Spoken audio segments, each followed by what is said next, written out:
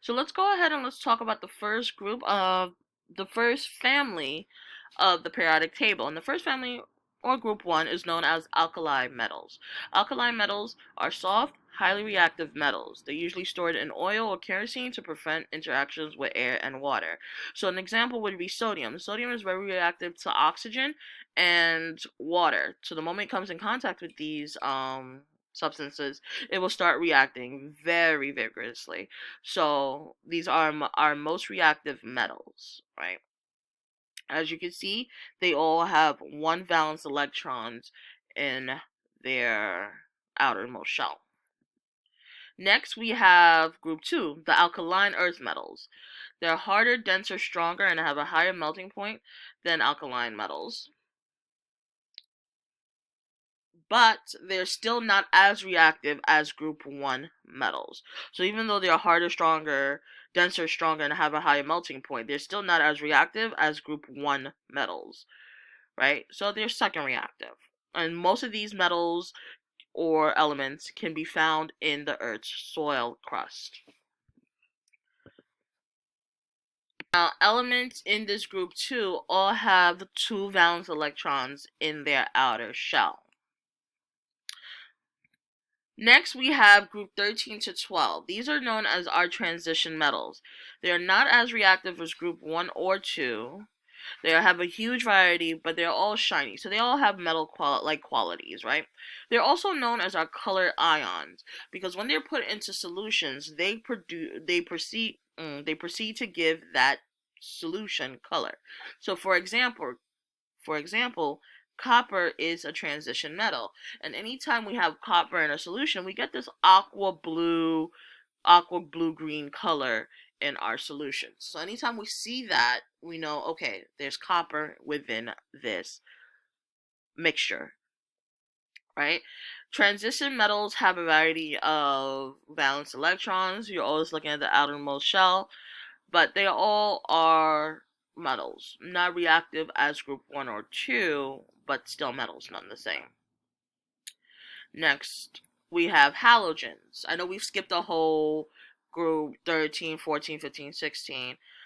They do have names, and when you do go to a higher level chemistry, you realize that their names are important, but right now on our level, not so much. So we have group 17. Group 17s are known as halogens. They're the most reactive nonmetals, right? So nonmetals. They combine easily with metals, especially alkali metals. So they easily combine with group 1 metals. We have all of these, within this group, we have all 3 states of matter. So they all have 3 states of matter. So if we go ahead and take a look at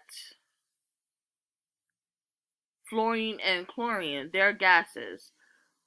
Bromine is a liquid, and antium and iodine are solids. Now, bromine happens to be the only liquid nonmetal. Only liquid nonmetal at room temperature, right? If we were to talk about metals, our our liquid metal would be, go ahead and guess it, mercury. Exactly. So our only liquid non-metal at room temperature would be bromine. Alright, and then we have group 18.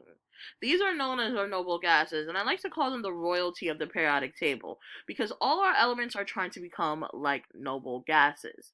Now, why are they trying to become like noble gases, even though they're very low, they have a low reactivity?